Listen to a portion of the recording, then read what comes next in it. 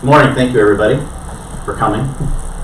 Today's announcement, we're announcing brand new land management software in the Recorder of Deeds office and new software in the Vital Statistics Division. This may not sound as the most attractive announcement, but this is a groundbreaking announcement. When counties were first formed, when moving out west, the first office they'd set up was the Land Recorder of Deeds office, the land management office, so that they could file land deeds. These offices are not the ones you hear about the most in county government, but they are crucial offices for county infrastructure, and really statewide infrastructure.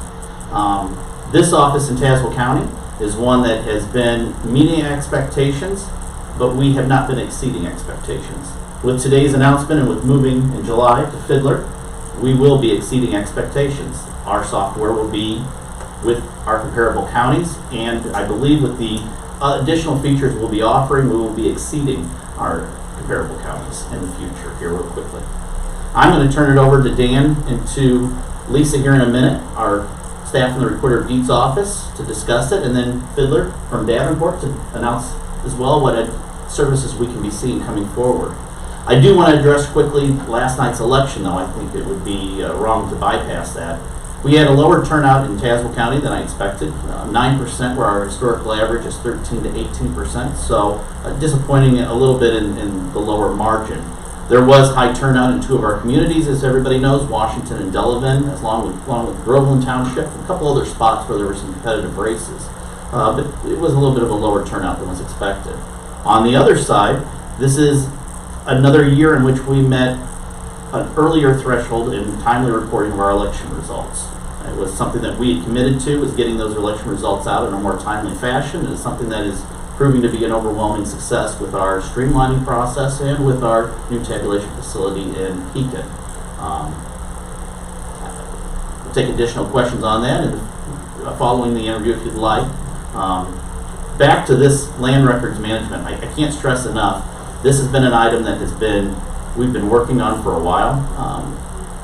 Lisa and Dan did extraordinarily due diligence to go out and research and look around and see what options are available. And we have selected, we're confident, the best firm available. And we're really looking forward to this new relationship moving into the future. Dan, Lisa? Good morning. Like John Ackerman stated, we've been discussing changing our software for quite some time. That has been a priority here at the County Clerk Recorder of Deeds office because we have had different people, not only our staff, but individuals, title searchers have asked us for improvements for our technology.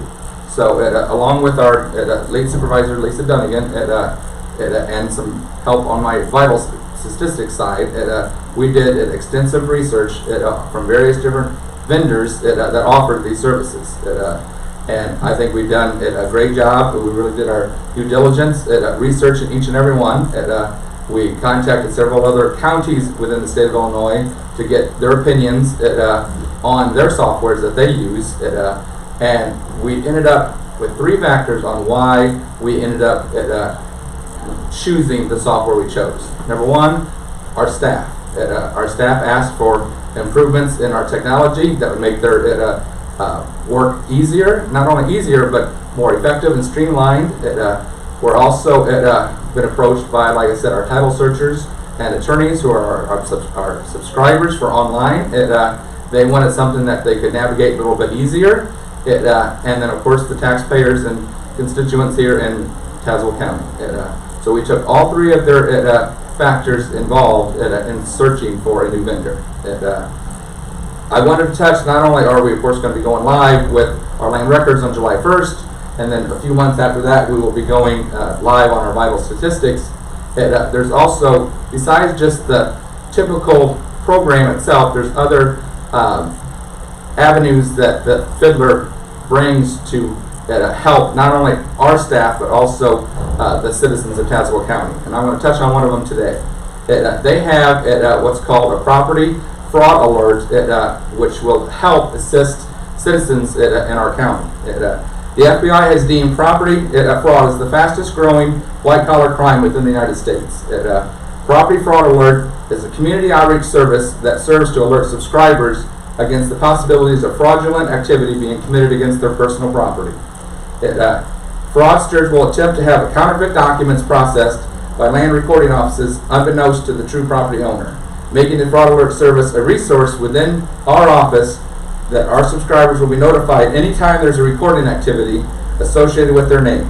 The alert system is a unique service that keeps land recording across the country an essential resource to the public. Constituents can sign up for this free service, free not only for us as the office, but also for the constituents themselves. It automatically alerts via phone, email, of any property service notifications. It gives them prompt notice, so to hope to avoid any potential legal fees that could come about this fraudulent activity. So we're excited for this. We have had people stop us in the past requesting the service, so we're excited that this is something that we can finally activate. And once we go live, we'll be able to we'll be notifying our citizens of this program again and allow them to sign up to take advantage of this. Again, I'm excited to have Fidlar here today. We're looking forward to our advancement with them. And you want to make any comments? Hi, my name is Lisa Dunnigan, and I just want to say that I am happy, excited to have Fidlar on board with us, and cannot wait to get started downstairs. Yes.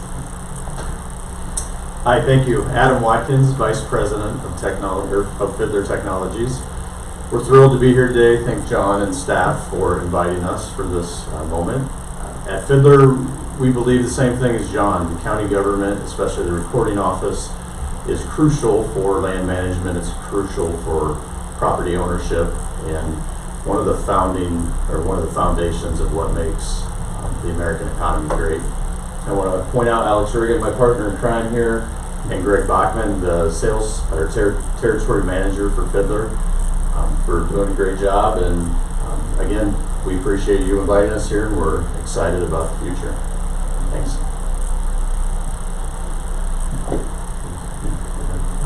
Is there anything else you want us to talk about?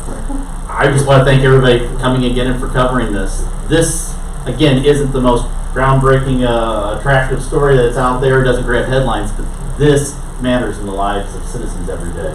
This matters in how they work with county government and how their property is secured and recorded and held. So this is a vital, essential part of county government, and this software going forward is going to be fantastic. People are going to love it. That, I'll open it up to any questions. We'll just start. For most people at home, how is this going to affect a lot of people at home? They're going to hear, oh great, new software, whoop-de-doo. What does this really have to do with the homeowners and the property owners of Tazewell County? How will they see this benefit them? Yeah, I think one of the ways that they're going to see it first is when they come to the site, that the navigation of the site is more user-friendly, that it's going to be easier for them to find the records that they want, to be able to have them produced for them and make it available. I believe that they'll also be seeing that there are other additional features that are offered that come with this package, including the fraud prevention that Dan discussed, as well as other benefits that we'll be talking about as we roll them out in the future, that just go above the basics of filing a record with the Recorder of Deeds office. I can chime in there. Yes, yeah. So behind the scenes with our software, yes, the general public isn't going to see what their staff is doing day to day, 8 hours a day. But with the technology they're implementing in the modern, he's protecting the records that go back to, before the county was probably established. And whenever a homeowner is buying and selling homes, which is happening a lot, they're hiring a realtor, a title insurance company, a banker that's going to search these records to prove that they can buy that home and they're buying it legitimately. If he wasn't managing the records as well as he is and using modern technology, that slows down, and that affects everyone. Even though they don't know the name of the county recorder, he's implementing software behind the scenes that does affect everyone that buys or sells some piece of property. Perfect. I guess just playing off of that real quick. Well, one thing, can I get your name and spelling real quick? Yep. My name? Yes. And spelling? Yes. Alex Riggin, R-I-G-G-E-N. And you're with? Fidlar Technologies. Okay, just make sure it's like. I guess just playing off that, continuing it, that then impacts the consumer. Yeah. Because if the title company has to take 5 hours instead of a half an hour Yeah. to obtain the record, they're billing the consumer for that time. They're not doing it on their own nature. Yeah, yeah. So being able to have easier access to the records and more detailed access to the records does reduce the amount of time that's required for the companies that these individuals hire Yep. to perform that task. So it is more of a behind-the-scenes addition, but I think also citizens in general that are researching information in our office is Yep. going to find a more user-friendly software system. I think one other aspect to add in that would be important, and I forgot to mention this during the opening remarks itself, all of this is being done without any additional taxpayer revenue. There is no additional property tax revenue that will go for these enhancements that we have negotiated with Fidlar. It's all being paid for through our existing fee fund, which is paid for by the cost of individuals using the service. But further, we've restructured our fee funds within our office to make sure that we were maximizing the value of how they were being utilized. So there is no additional tax money whatsoever going for a major, major step forward in the services that we're providing the public. Perfect. Now about I'm elections. gonna scrap that. That was going to be another question. Like, is there an additional cost Yeah, to the taxpayers? no. Because that's the one everybody really cares about. Yeah. How did last night go election-wise for Tazewell County? I thought it went extraordinarily smoothly. I believe our election judges will tell you that as well. They have really appreciated the new streamlined process. They've really appreciated the new tabulation facility being located in Tremont. The results speak for themselves. We went from 11:30 midnight being the average, being one of the last to report in the state of Illinois, to moving the first year to maintaining that 11:30, then moving to 10:30. Now we're at 9:30. We could have been even sooner had one minor glitch not taken place. We are getting those results reported in a more timely period. We're also reduced the cost to the taxpayers for that service to be performed because we are not utilizing as much overtime. We're not utilizing as much staff. We're utilizing no sheriff's deputies, but before we were utilizing extra sheriff's deputies to maintain this. We've drastically cut the cost while improving the time to get the results out. Now, there's a lot of races in Tazewell County. Are there any of them that are going to be too close to call in the next few days, or do you just have to kind of wait for the mail-in ballots to come back in? Yeah, we've got 108 here in Tazewell County that are out withstanding right now, but I don't believe that those coming in will change any of the results. The margins were much larger, where I don't think statistically there's a chance of that taking place. We will finalize canvass the election in 2 weeks, as is standard, and we'll announce then the final results, but I don't see any changes, major changes over what was already on the unofficial results. Were there any issues at any of the polling places that you've heard about, or did everything go pretty smooth? No issues that we've heard of, major issues. We did have one of our facilities needed to be evacuated for a short period of time because of a gas leak, but that was quickly fixed. Beyond that, there was nothing major that I've heard throughout. I take the time on every election day to drive and visit the precincts. When I visited the ones I did, there was no issues that I observed. I always ask everybody to thank those election judges, though, and I'll take the time to thank them again. Our election judges do fantastic work on election day every year. They're a dedicated force that comes out. We can't accomplish what we do without their hard work and dedication, so a shout out to them definitely. You did mention it was pretty low voter turnout for a Yes. municipal election. Do you kind of know what factored into that? Have you kind of any theories?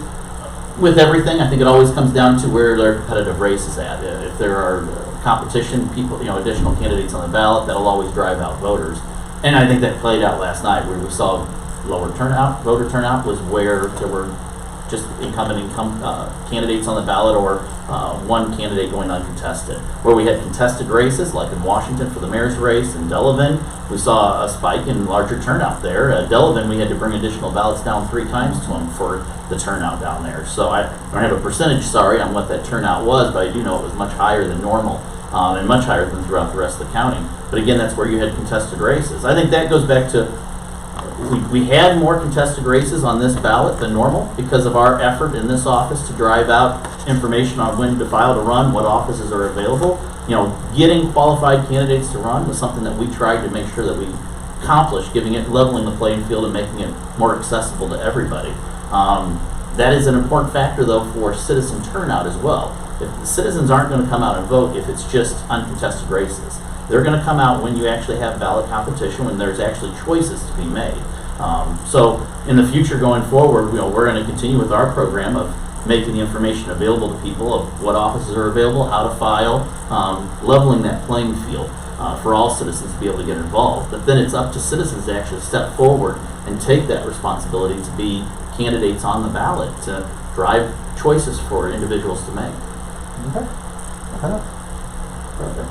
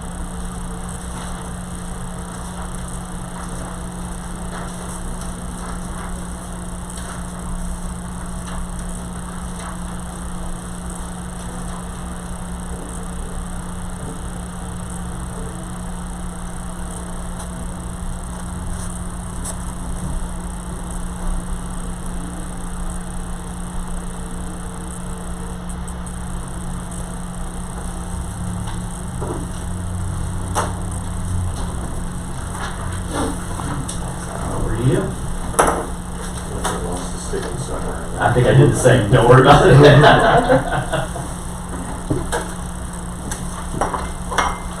We should get some B-roll of